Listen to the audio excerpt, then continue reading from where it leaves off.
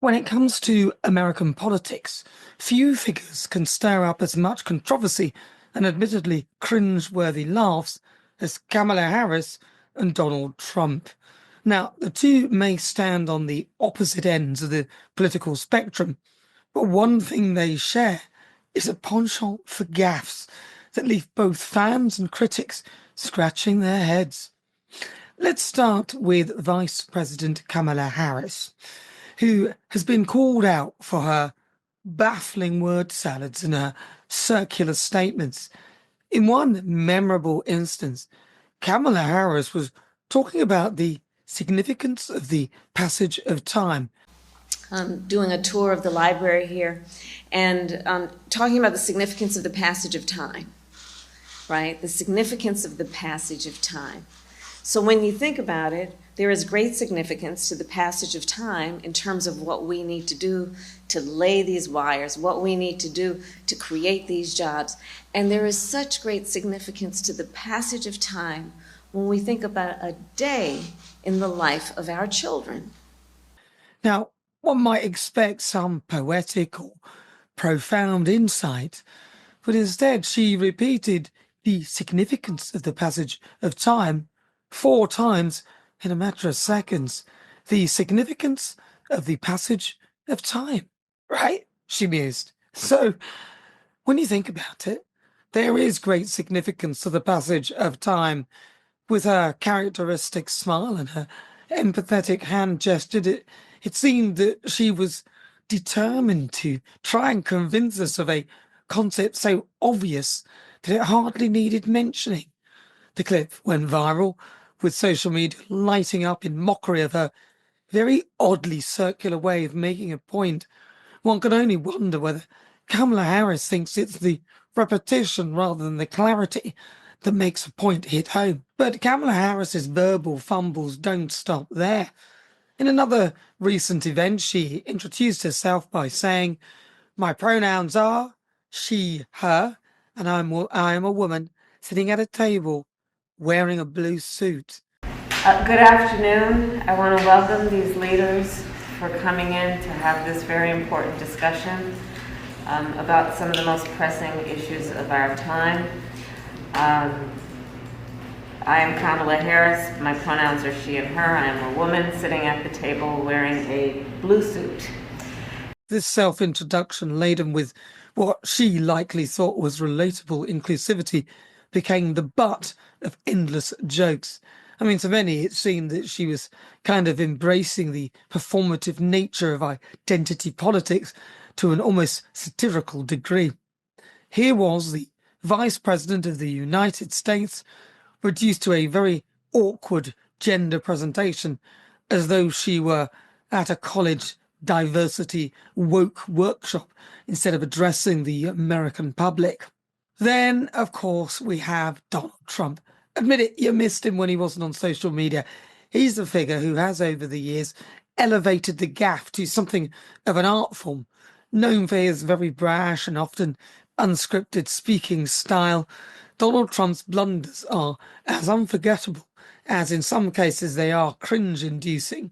Who can forget gaffes? In 2017, Donald Trump tweeted a mysterious word which sent social media into a frenzy. I mean, was it a typo?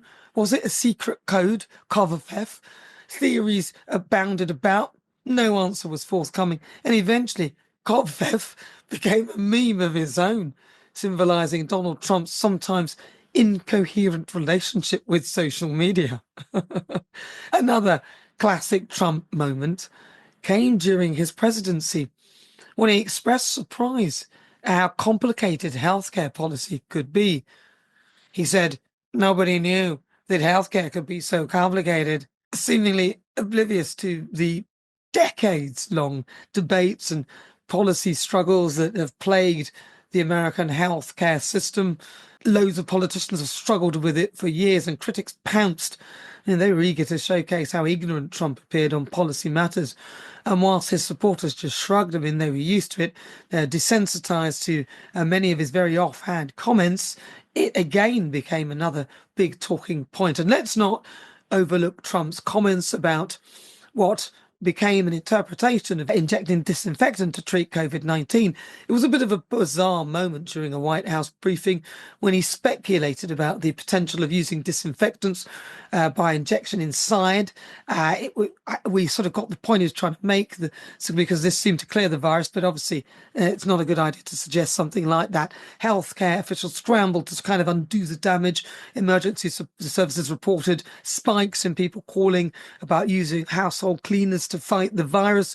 Donald Trump later said that he had been sarcastic, but of course the clip remains an enduring reminder of the pitfalls of off-the-cuff remarks on such serious topics as that. So both Donald Trump and Kamala Harris offer us plenty to laugh at and plenty to think about, and whether it's Kamala Harris's very strange meanderings through significance of the passage of time or Trump's musings on gaffes, they remind us that no matter how polished or powerful politicians are, they are just as prone to saying something utterly ridiculous as the rest of us. Who would be the best person to win when it comes to the United Kingdom and our interests on a global stage? Well, there is a strong case to be made that the former US President Donald Trump holds a significant edge over Vice President Kamala Harris, because while both bring their own unique approaches to diplomacy, Trump's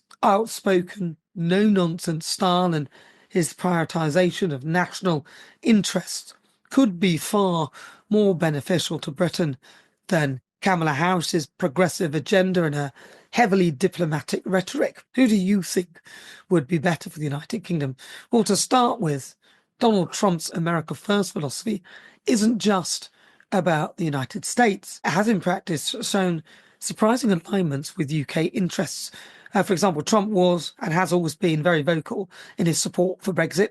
He's embraced the UK's decision to leave the European Union.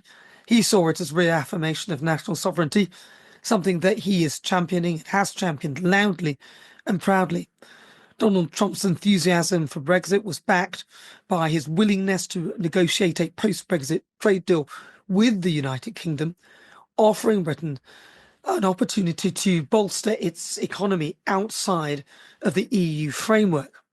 For a country like the United Kingdom, which is struggling to secure a strong independent economic footing after Brexit, a Trump-led US could actually be strategically aligned and a great ally, ready to link with trade agreements without the endless stipulations that often come with diplomatic negotiations.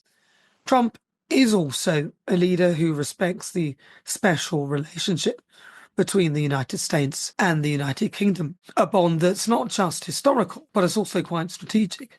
His close rapport with Britain's leaders, notably former Prime Minister Boris Johnson, demonstrated a willingness to work alongside Britain in areas like defence, and also trade and security. Now, his stance on NATO is a prime example of that. He's a firm believer in fair contribution. He called out countries that don't meet their defence spending, their commitments. Although this stance did irk some EU nations, it's also meant that he's more likely to demand accountability and ensure that countries like the United Kingdom, who do pay their fair share, aren't left carrying the burden of NATO's defence. His bold approach to holding allies accountable may well resonate with a UK that seeks strength and not handouts on a world stage, and also it encourages others to pay up.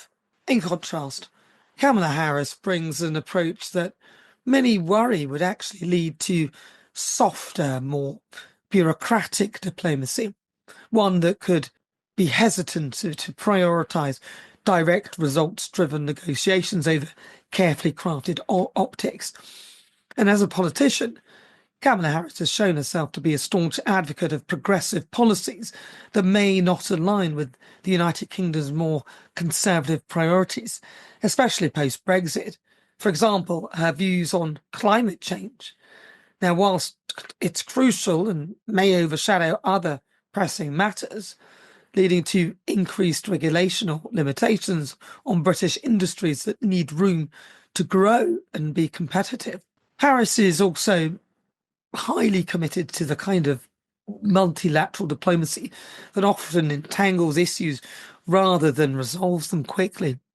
Her likely approach to the UK would be less of a special relationship and more of a cautious EU-centric alignment, potentially cooling relations with Britain as she works to repair American ties with Brussels. For a UK that's looking to define itself independently, a Kamala Harris administration could prove frustratingly slow-moving and ambiguous compared to Donald Trump's more action-orientated style.